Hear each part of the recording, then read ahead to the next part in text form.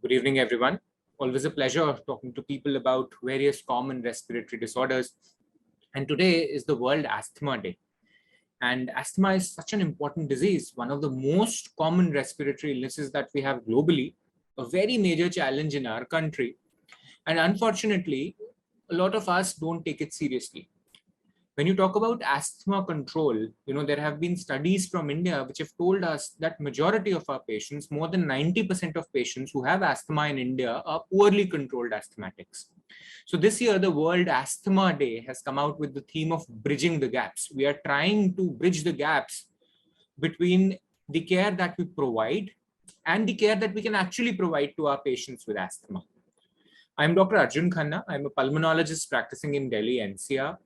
And today with me, we have Dr. Sundeep Salvi, a person who in respiratory circles needs no introductions, is a fellow of the Royal College of Physicians. He's amongst the top 2% scientists in the world in the branch of respiratory medicine by the Stanford University listings, the rank 1 scientist with respiratory medicine in our country. He's on the advisory board of journals like Lancet Respiratory Diseases. He's an honorary professor at the Imperial College London, and he's also the director of PURE, which is the primary research foundation doing excellent and path-breaking research in respiratory medicine in our country. So I don't think there could have been anyone better today to discuss the various nitty-gritties of asthma with. And all our general audience, all the people who have logged in today, I think this is going to be a treat because all your questions related to asthma, we've had a number of questions which have been given to us by the general public.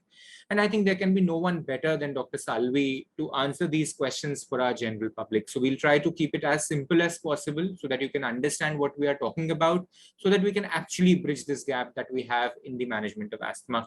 Welcome, sir. A huge welcome to you. It's always a pleasure having you around, sir. So World Asthma Day today.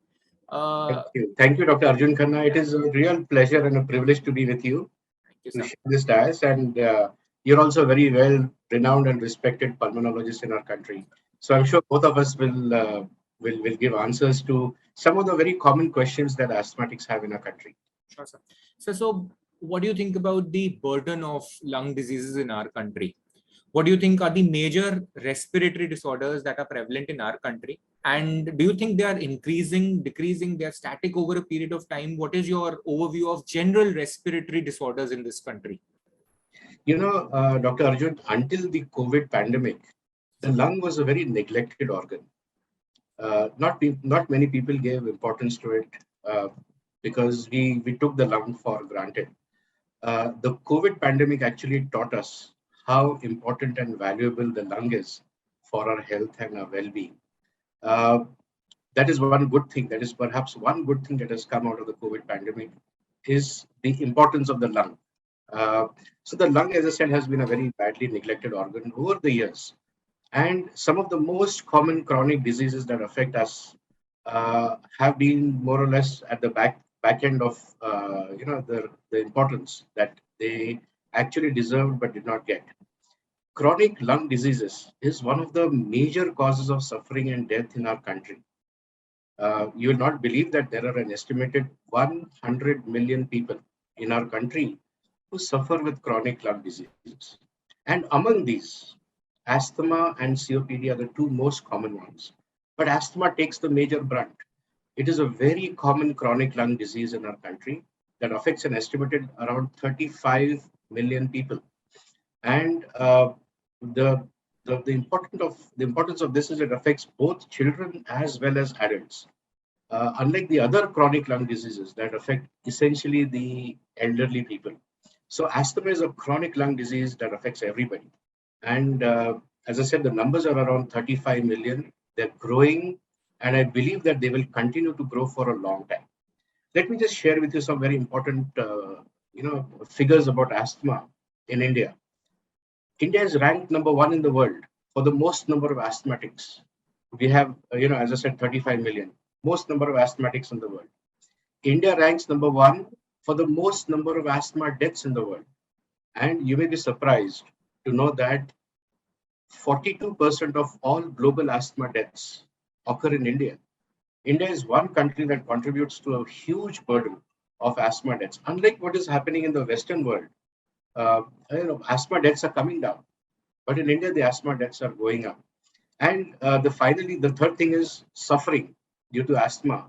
We are ranked number one in the world, and that is the reason why it is important to at least realize that asthma is a big problem. It is a growing problem, and it will continue to grow. And therefore, the need to have this World Asthma Day today. Very scary, sir. Very scary statistics. Number one country with asthma prevalence, the number of deaths, which is so high due to poor asthma control in our country. And this is so unfortunate and so sad because I think majority of the times it is a very easy disease to control. You don't require rocket science to control it. It's you provide it, it's more than 95% of our patients, if they just adhere to their medicines and what we tell them, the majority of these patients are going to actually do very well. So the figures that you have quoted are very alarming. We are the asthma capital of the world, so to say. Maximum number of deaths, maximum morbidity, mortality due to asthma occurs in India. And I think this should be an eye opener for all our audience, that if you have asthma related symptoms, if your doctor has told you that you have asthma, please get it controlled. It is not good to live with asthma, uncontrolled asthma, right? So, Dr. Salvi, people have asked us this question about asthma, which is commonly known as dama in Hindi, and then there is COPD, which is known as kala dama in Hindi. And people have asked, what exactly is asthma? Ye dama hai kya cheez? How is it affecting their lungs? What exactly happens to the lungs in asthma or dama? What should the general people know about this? What is happening inside their lungs in this disease? Okay, so essentially, asthma is a disease that affects the lungs. Within the lungs, there are two important parts. One is the airways or the windpipes, which start with the nose, mouth, it goes down, and then that divides like the branches of a tree. It is through this that the air goes in and out. You'll be surprised to know that each one of us needs to inhale 10,000 liters of air every day. And all this air passes through the windpipes, reaches the end portion, which we call as the alveolus. And from there, oxygen oxygen enters into the blood circulation, carbon dioxide comes out, and then we breathe out carbon dioxide. So the main function of the lung is to nourish the body with oxygen. And for that, we have this airway pattern, airways that allow the air to go in and out. What happens in these airways or the windpipes is that they become inflamed, they become swollen, they become hypersensitive. Some of us, we can breathe cold air, we can breathe a little bit of dust around here and there, we can breathe a little bit of perfume, and nothing can affect us. But in asthmatics, the airways become very sensitive. It's called hypersensitive airways. So cold air, dry air, a little bit of dust, perfumes, other environmental pollutants, they affect the airways. They make them angry, they make them swollen. And then there are smooth muscles inside the airways. There's circular smooth muscles. When they contract, the windpipe narrows. And this also happens in asthma. So there are essentially three things that happen in the airways of asthmatic lungs. One is there is a swelling from inside, which is red and swollen. That itself narrows the lumen. Second is the smooth muscles contract, and therefore the airways become still more smaller. And finally, there's a lot of mucus hypersecretion from inside. So the airways, they release a lot of mucus, and then that further narrows the passage for the air to pass in and out. It's a combination of these three things that what we call as asthma. And therefore, with the realization that all three are important, the treatment also has to be directed according to that. So it is a disease of the airways of the lung. जो हमारी सांस की नलकियां हैं जो lungs के अंदर होती हैं जिससे ऑक्सीजन अंदर जाती है. So it is a disease wherein these airways they become more sensitive. Absolutely. And due to whatever reason, whether it is cold air, pollution, allergy, they start overreacting and they become tight in nature. So how do these patients come to you in the clinic? What are their common clinical presentations? Is there a specific age that we should be looking at when we are talking about asthma? Or as you said, it can be anyone, any age. What are the common clinical features with which patients, they can think about asthma, or they can, think about whether they should show to a pulmonary physician at all or not? So what are the common clinical features? Asthma affects people of all ages. whether you are a newborn child or whether you are a senior citizen. It affects everybody. And by and large, 50% of the asthmatics occur, they are children. So it's a big population in children. Children are also significantly affected due to asthma, but so are adults and the elderly as well. So it affects everybody. Unlike the terminology that, in most states, it is called as dama, which means breathlessness.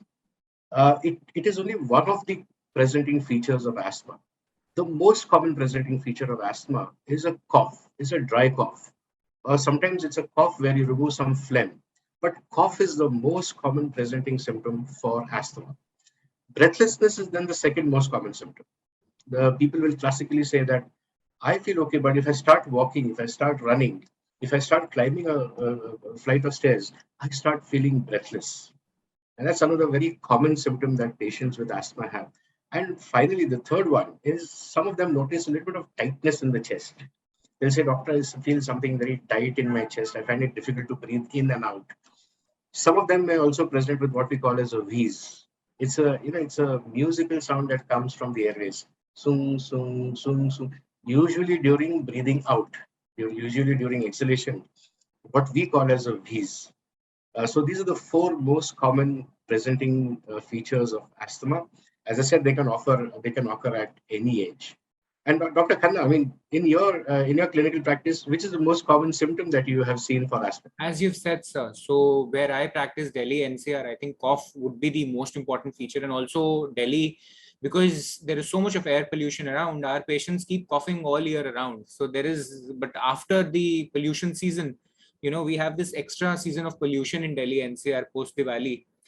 I think that is when things become really bad. But as you said, sir, in our practice also, the most common feature is cough associated with breathlessness. And I think majority of the time these people are mismanaged. A lot of them are given TB medicines, because I think in this part of the country, if you have any respiratory illness, आपका कोई भी X-ray कराएगा, there would be some kind of an infiltrate, आपको TB की दवाई दे दी जाती है, which is again very unfortunate. So cough, breathlessness, all these are very common also in our part of the practice, and unfortunately a lot of patients come very late, sir. When the thing I've noticed in children is cough during playing sports. The child starts running, playing around, and starts coughing after that. Or if the child is laughing a lot, the child is crying, then soon after that they start coughing. Very classical symptoms that you get in children. In the adults, some of them will complain, "Doctor, I'm fine throughout the day. When I go to sleep, I get a little bit of cough, and then I get up early in the morning by around 2 o'clock or 3 o'clock. It wakes me up because I start coughing. It is very difficult to overcome that. If I have a nice hot cup of tea or coffee, I feel better, and then I go to sleep again. So cough at specific times of the night is also a very classical feature. Very classic. And they say that their cough doesn't get better till they produce this thick blob of phlegm. Absolutely. वो doctor साहब बलगम नहीं निकल जाती है तब तक सांस वापस नहीं आती है. This is again a very common presentation. So it affects everyone. It can affect any age, and these are the common presentations. So another very common question that people have asked, and this is a very relevant question: is allergy and asthma the same disease? Are they to be managed same in every patient? Does every patient of asthma has allergy? Is there any difference between these two entities? Very good question. A lot of allergy is associated with asthma. So you may be allergic to a few things. Your nose may start watering, sneezing, and then you may start coughing, wheezing, feeling a little short of breath.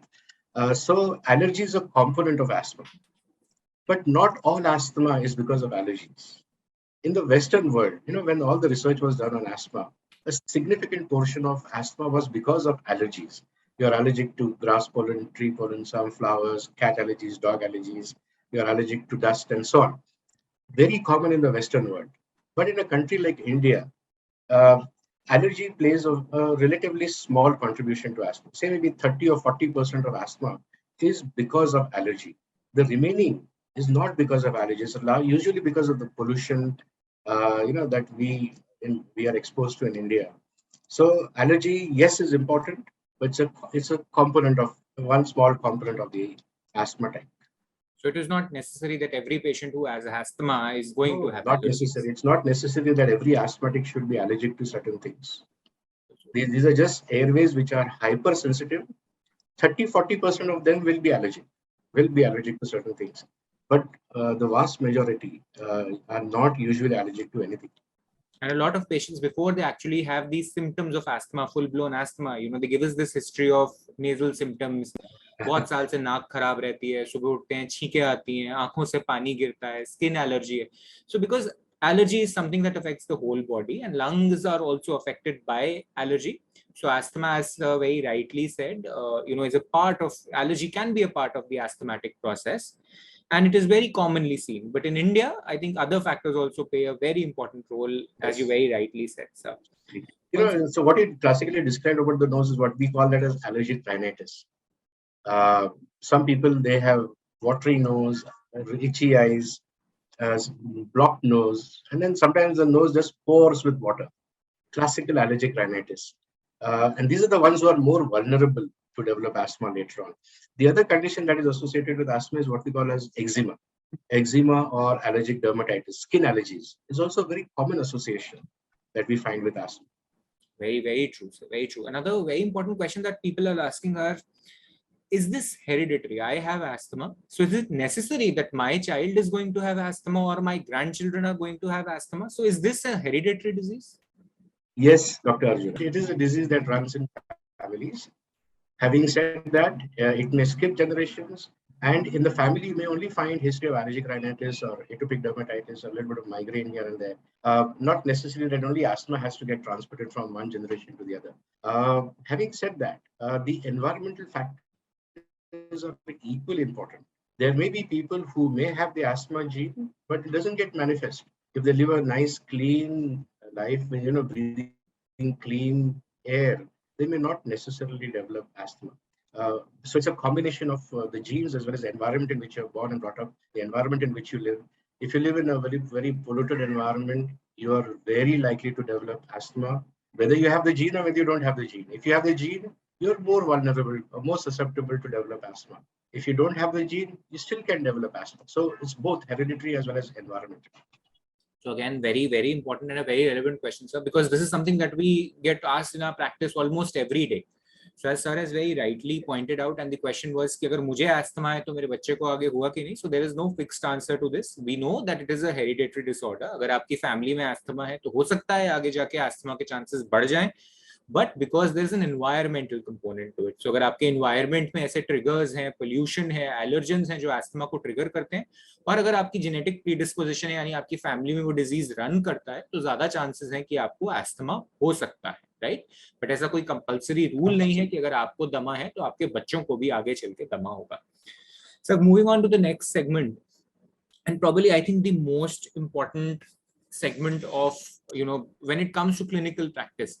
Very briefly, sir, how do you diagnose asthma? अगर आप एक patient को asthma suspect कर रहे हैं, how do you work them up? Do you want to get, any X-rays or blood tests in them? What is the basic minimal set of investigations that we need to do in these patients? And how do you manage these patients? If a patient, you have diagnosed asthma in a patient, I say, I have got asthma, I have come to you, told me that you've got asthma. What are you going to start me on? Are you going to give me certain pills? I have heard, people talking about inhalers, pumps, nebulizers. So how do you diagnose it? And then how would you start the therapy in a patient where you have just picked up asthma? Okay. So for a doctor to arrive at a diagnosis of asthma, the first thing that he does is he takes a detailed history. What are your symptoms? When did they start? Is there a family history of asthma? Is there a family history of other allergic diseases? Did you suffer from asthma or other allergic diseases during your childhood? A lot of questions are asked by the doctor. And these questions, the answers to these questions actually give you some confidence that this is likely to be asthma. So based on the symptoms and the past history, you can usually arrive at a diagnosis of asthma. But having said that, you also need to have an objective measure to say, hey, here you have obstruction of the airways. And once you give them a drug called as a bronchodilator, which relaxes the smooth muscles, your airways open up. And if they open up significantly, then you are more confident that this is very, very likely to be asthma. And this objective test is called as spirometry.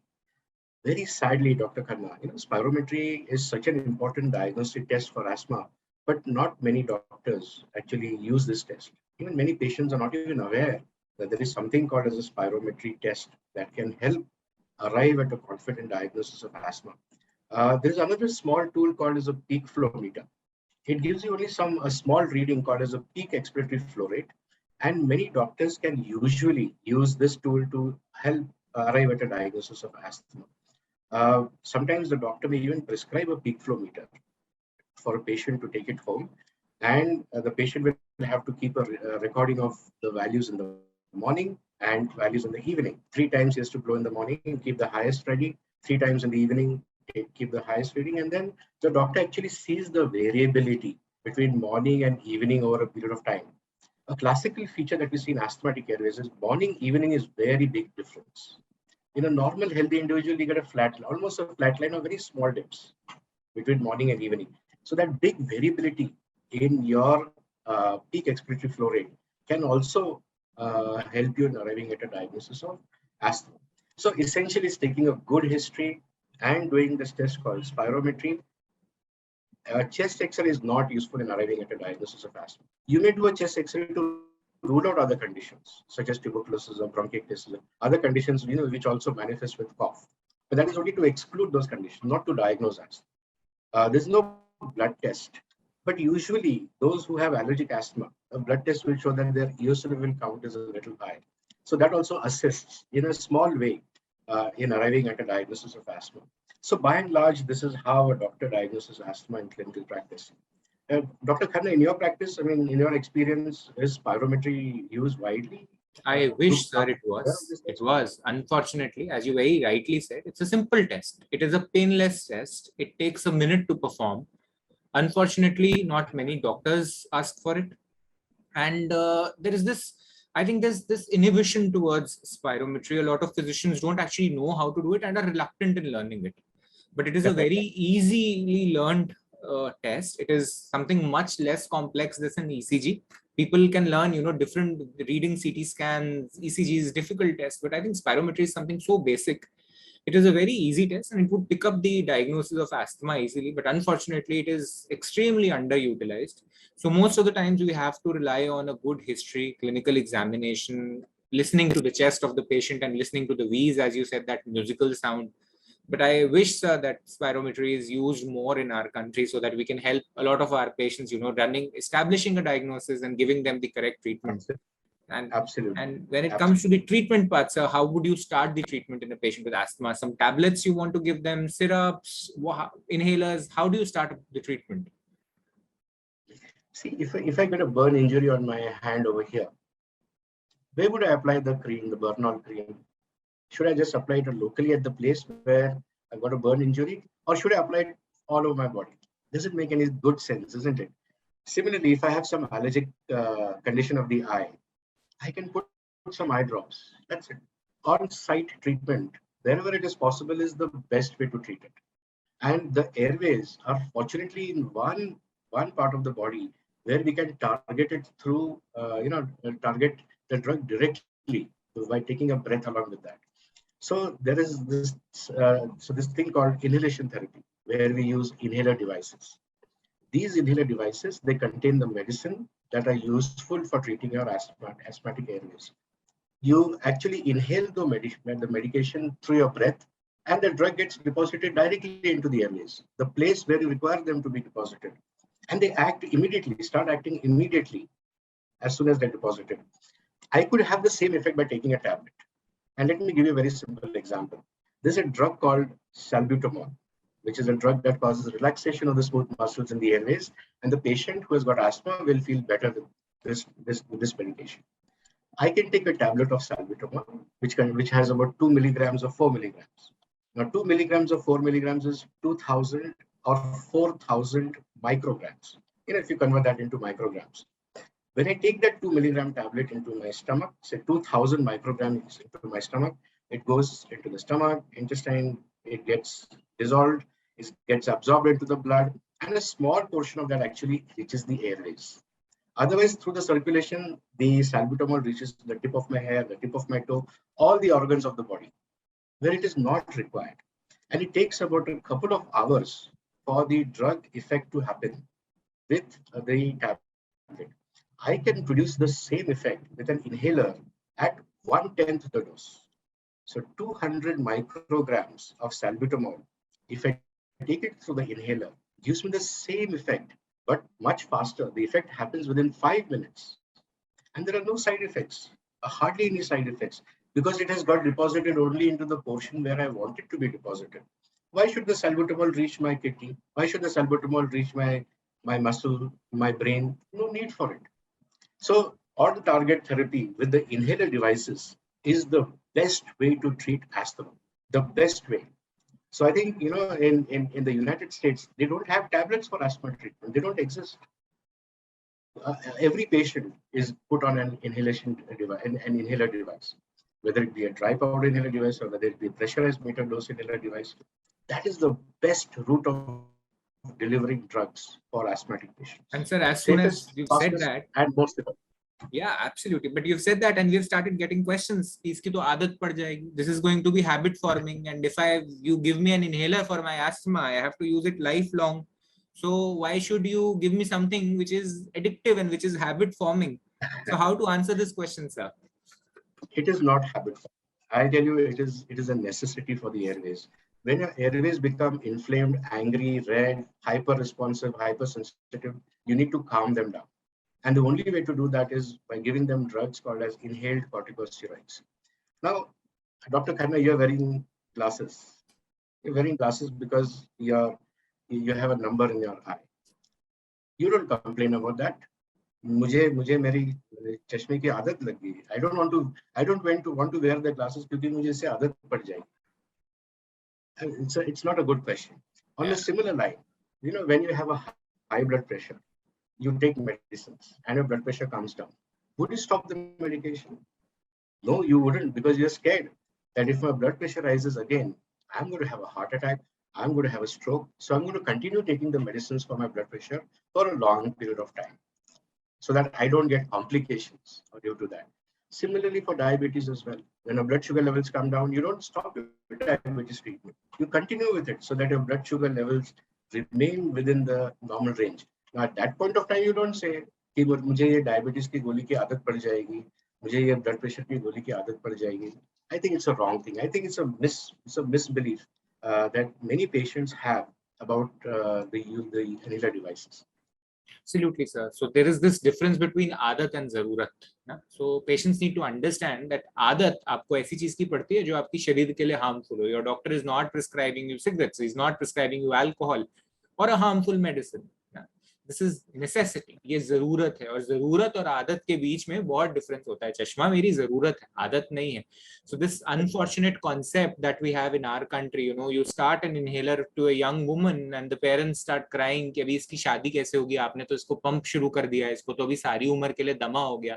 So another misconception, sir, here is that this is a lifelong disease, and once you put this label of asthma, ये तो अभी सारी उम्र हमारे साथ label रहने वाला है और हमारे बच्चे का आगे क्या होगा, because this is like a stigma in our country, unfortunately.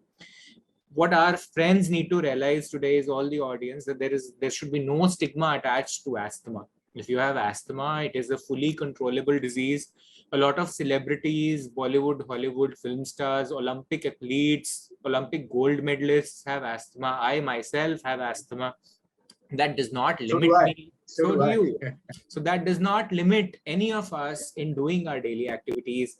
And if you've been prescribed inhalers, whether it is a pump or a capsule device, please take them. It is not habit forming. इससे आपका फायदा होगा, आपके lungs इससे strong होंगे और आपको इसकी कभी भी आदत नहीं पड़ेगी. So you need not stop them. Please don't stop these medicines without asking your doctor. There's a certain protocol that we follow when we stop these medicines. So you need to take care of that. Dr. Arjun, I want to intervene over here. Nebulizers have become very popular nowadays as a treatment to relieve your symptoms immediately. Yeah. What is your opinion? Should asthmatic patients keep a nebulizer at home? Should they use it on a regular basis? Nebulizers are convenient, sir, no doubt. And you get fast relief, and a lot of our patients who are elderly, who are not able to use their inhaler devices properly, or the young people, very young children who are not able to use their inhaler devices properly, for them sometimes nebulization, yes, is important.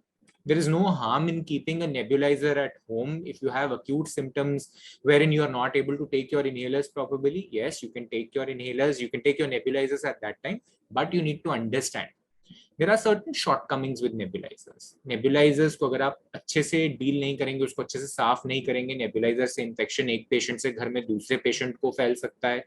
Nebuliser से जो दवा जाती है वो बहुत ज्यादा मात्रा में, it goes in a very high amount to your throat. So if you don't rinse your throat properly, या दवा अगर वहां लगी रह जाए, it can lead to a lot of sore throat, it can lead to fungal infections of the throat. So nebulizer is a good medicine. आप same दवाई pump से ही दे रहे हो, नेबुलाइजर से ही दे रहे हो, but nebulizer is a good medicine provided it is used in the right patient at the right time. So it's good practice to keep it at home. Absolutely. And one of the main uses of the nebulizer is for acute asthma exacerbations. We call it as acute asthma attack. There, a nebulizer is a very useful tool to deliver drugs into the airways. By and large, I think we should restrict as far as possible the nebulizer, the use of a nebulizer for an acute asthma attack, and for all the routine treatment, the day-to-day treatment, either with the inhaler, dry powder inhaler, or the pressure meter dosing. Very, very, but very some, well. as you very rightly said, elderly people, very small children may not be able to use the inhaler device correctly. For them, they could use the nebulizer. So very nice question someone has asked, that I have seasonal asthma and I get asthma or asthma-like symptoms only twice every year with the change of season. So I'm just getting these symptoms twice a year. My breathlessness persists for a month and then I'm okay. So if I don't treat myself, am I going to have any long-term complications? Is this going to affect my lungs in the long run? हफ्ते में 2 हफ्ते होता है, साल में 3 हफ्ते होता है. It is not making any major difference to my life. So should I go ahead and treat myself? The answer is yes. You must treat yourself, even if it is mild intermittent disease, comes and goes once in a while. You should still take the treatment on a regular basis. And the treatment on a regular basis must be with inhaled corticosteroids. I tell you why. If you don't take those medications, your symptoms will start becoming more and more common, more frequent with time. And after a while, they may become continued on a regular basis. Now, you can prevent all that happening by taking medications at an early stage. If you don't take medications at an early stage, and if you don't take it on a regular basis, the asthma can become chronic. And then once it becomes chronic, we have a disease called COPD, which it mimics a disease called COPD, which is very difficult to treat.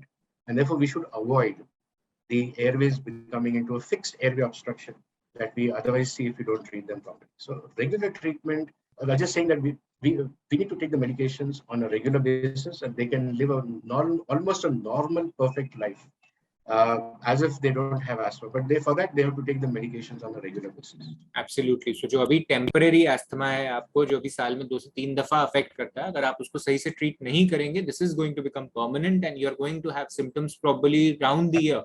So don't let that happen. इसको अच्छे से treat करिए and your asthma symptoms would go away completely probably. Very important another question, sir. Very difficult to answer in the OPD setting. So कितने time तक दवाई लेनी है? How long is the treatment required in patients with asthma? And is there any permanent cure for asthma? Is this going to go away? Well, the answer I would like to give you is, Dr. Khanna, how long do you think you have to wear the glasses so that after some time your eyes will come back to normal and you may stop wearing your glasses? Unlikely. How long should you take your treatment for hypertension? There's no course for it. There's no fixed duration for it. It depends on how your body responds to various things. So usually you can keep the asthma well under control if you take the medications on a regular basis. Usually they need to be taken for a long period of time. You have to be mentally prepared for that. There is no short course, say 15 days treatment for asthma, 1 month treatment, uske baad band kar sakte. Aise nahi kar sakte asthma. Usually the treatment lasts for a long period of time and sometimes a lifelong treatment. But if you do that, you will live a perfectly normal life as what everybody else does. Absolutely. So there's no fixed answer to this. आपको कोई doctor नहीं बता सकते कि आपका asthma कब खत्म होगा. Usually it is a chronic disease, लेकिन बहुत मिनिमल मेडिकेशंस के साथ हम इसको एक बहुत अच्छे कंट्रोल के ऊपर लेकर आ सकते हैं, जिसपे आपको सिम्टम्स नहीं होंगे. और सिम्टम्स के अलावा आगे जाके जो ये अस्थमा आपको परेशान करेगा, जैसे जैसे उम्र बढ़ती है, हमारे लंग्स की भी उम्र बढ़ती है, राइट? तो तभी जो आपका अस्थमा है, it can get worse. So if you get it controlled at the right time, it is not going to be very bothersome when you grow older, right? So don't ask for figures which are not logical, because no doctor in the world can give you that figure कि आपकी दवाई कितने दिन तक चलेगी. Most of our patients, we are able to bring them down to a very low level of medication, something, something to be used maybe once a day. And a lot of our patients, 95% of our patients, do very well on those low levels of medicines. So friends, अगर asthma है, asthma का treatment हमें पूरा लेना है, asthma का treatment हमें बीच में नहीं छोड़ना है, तभी एस्थमा जड़ से खत्म हो पाएगा, राइट? बहुत जरूरी है ये. Another question, sir, this has been asked that I have asthma and I have a traveling job. I keep on traveling and I have asthma. So do you have any tips for me? First of all, inform your doctor that, doctor, I'll be traveling outside for either for my work or for my pleasure. So carry those medicines with you, keep them, and you may call your doctor if there's an urgent requirement. More important than that, the treatment that the doctor has prescribed you, the inhalation therapy, that has to be taken on a regular basis without fail. So carry your inhaler devices, carry your inhalers with you wherever you go. Make sure that there is adequate dosages also in that. Sometimes you take an inhaler and suddenly you realize halfway through, it's empty now. Now what should I do? Where can I get this inhaler in the country? A new country, it can be challenging. So always carry some backup inhalers with you, and just a phone call if you have any emergency. The doctor will say, okay, I had asked you to take these medicines with you. Now take this medicine for a short period of time, and then when you come back, you come and see. So travel is, all asthmatics should be able to travel without any fear of having anything, but they should be well prepared. All right. So just last couple of questions. We're getting a lot of questions. So I have asthma. So can I take the COVID vaccine? Yes, absolutely. You need to take the COVID vaccine. Everybody needs to take the COVID vaccine. COVID vaccine is necessary to protect you from the seriousness that you get, the serious effects that you get from the COVID-19 infection. Everybody should take the COVID.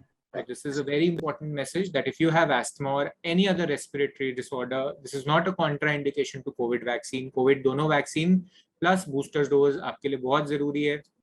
ये बोलना कि हमें दमा है, हमें सांस की तकलीफ थी, इसलिए हम साल भर से 2 साल से घर नहीं निकले बाहर, इसलिए हमने वैक्सीन नहीं लगवाई, ये बात अब वैलिड नहीं है. All of us must take the COVID vaccine, friends. अगर आपको कोई भी सांस की तकलीफ है, आपके लिए COVID vaccine जनरल पॉपुलेशन से भी ज्यादा जरूरी है कि आप दोनों डोजेस और जो बूस्टर डोज है उसको जरूर लगवाएं. So probably the last question for the day, what message would you want to give your asthmatic patients so that they can lead a normal, healthy life?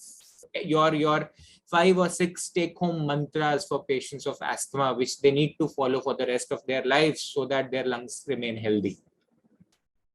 If you have asthma, do not worry. The treatment that is currently available for asthma is so effective that if you take it on a regular basis, you will lead a perfectly normal life. I think that's a very important message. Now, the correct medication for asthma are inhaler devices. The doctor will prescribe you an inhaler device and you should take that regularly. Whether your symptoms have gone or not, you still have to continue taking them because you want to prevent the future asthma exacerbations or the asthma attacks. So take your medications on a regular basis is one. Second is try to avoid those allergens or the pollutants or the triggers that make your asthma worse. Simple thing, mosquito coils. They're big triggering factors for asthma. Mosquito coils, liquid vaporizers for asthma, for mosquito repellents, agarbattis, leaky walls in the house, dust in the house, in and around the house are very common triggering factors for asthma. Try to avoid them as far as possible. Do regular exercise, eat lots of green, leafy vegetables and lots of fruits. That will improve the health of your lungs as well. So my final thing, Dr. Khanna, is you can live a normal life even if you have asthma. Very well, sir. You do the right things. Very well, sir. So just to add to that, I think what needs to be again reinforced in our patients is that whatever inhalers, whether it is a pump or a capsule which needs to be sucked in or a nebulizer, whatever your doctor is giving you is for your benefit. आपको इसकी कोई आदत नहीं लगेगी. Sir ने पहले भी बोला, अगर आपकी स्किन पे कोई इन्फेक्शन होता है आप स्किन पे क्रीम लगाते हो, आपकी आंख में कोई इन्फेक्शन होता है आप आई ड्रॉप्स डालते हो. एस्थमा एक लंग्स का डिसऑर्डर है जिसमें आपकी सांस की नलियां टाइट हो जाती हैं, तो आप क्यों जबरदस्ती की गोलियां खा के पूरी बॉडी को अफेक्ट देना चाहते हो? So inhalers, dry powder devices and nebulisers, ये जितनी भी दवाइयां हैं सब सिर्फ आपके लंग्स के ऊपर जाएंगी।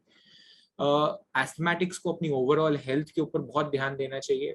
Weight gain, specially sir in north India, Delhi NCR, I think we have this pandemic epidemic of weight gain where a lot of our patients are obese, and becomes very difficult for us to manage patients who have asthma and are obese. And also because of the lockdown past 2 years, we are seeing a tremendous increase in the weight of patients who are coming to us, and their asthmas are actually becoming more difficult to control. So जितने भी हमारे friends अभी सुन रहे हैं, those who are asthmatic, you need to keep your weight in check. आपकी body अगर overweight होगी, आपकी बॉडी कुछ ऐसे केमिकल्स प्रोड्यूस करती है जिसको मेडिपोकाइंस कहते हैं, जो कि आपके अस्थमा को वर्सन करेंगे. You need to work out regularly and don't accept your disability. Don't accept your limitations कि हमारी सांस फूलती है इसलिए हम वॉक नहीं करेंगे, इसलिए हम खेलने नहीं जाएंगे. डॉक्टर साहब, बच्चे की सांस फूलती है इसलिए हमने इसका डांस छुड़वा दिया, इसलिए स्कूल भेजना बंद कर दिया. And this is something that is very common. Asthma, dear friends, is a very easy disease to treat. Most of the times, it is a disease which responds beautifully to medications. It is not something difficult to treat, provided you come to us in time. अगर आपको जो हमने आज discuss किया, आपको खांसी आती है, आपकी सांस फूलती है, छाती जकड़ी हुई लगती है, सीजन चेंज के साथ आपके सिम्टम्स ज्यादा बढ़ते हैं, शायद आपको दमे की तकलीफ है, इसको नजरअंदाज ना करें. अपने फिजिशियन से आज ही मिलें. और अगर आपके फिजिशियन आपको इनहेलर्स देते हैं, इनहेलर्स आपके लिए बहुत बढ़िया हैं. इनहेलर्स सांस की प्रॉब्लम के लिए बहुत अच्छे हैं और इसकी कोई आदत नहीं पड़ती. अगर आप इसको सही तरीके से इस्तेमाल करेंगे, एक पीरियड के टाइम के बाद, over a period of time, will be able to decrease the dose of your inhalers. एक बहुत मिनिमल से डोज पे हम आपको ला के खड़ा करेंगे, जिससे कि आप बहुत कंफर्टेबली अपनी आगे की लाइफ व्यतीत कर सकते हैं. आपको डेली सिम्टम्स नहीं होंगे and your life would become much better. So with that, friends, again telling you that today Very is the well. World Asthma Day. We are both here to bridge the gaps, and we've got a lot of good questions from our audience today, and I hope we've been able to answer them. If you have any questions, you can reach out to us. We are always here to help you. So with that, let's hope, sir, that next year when we meet on the World Asthma Day, the statistics that you have given, number one, we are the World Asthma Capital, asthma morbidity, mortality, सब कुछ में हम लोग number one है asthma को लेके. So let's hope that हमारी जनता और जागरूक हो and people take their health, lung health more seriously now, so that this bad, infamous number one status that we have with regards to asthma, this comes down. With that, sir, I thank you so much. It's been a pleasure interacting with you as always, and आपसे हमेशा बहुत सीखने को मिलता है. And I think our audience have had their questions answered, and let's hope that we can beat this disease together. Thank you guys for joining us. Thank you so much. Thank you, Dr. Khanna. I think very well said, very well put at the end. Asthma, don't worry, you can live a normal life. Yeah, absolutely. Thank you so much. Thank you.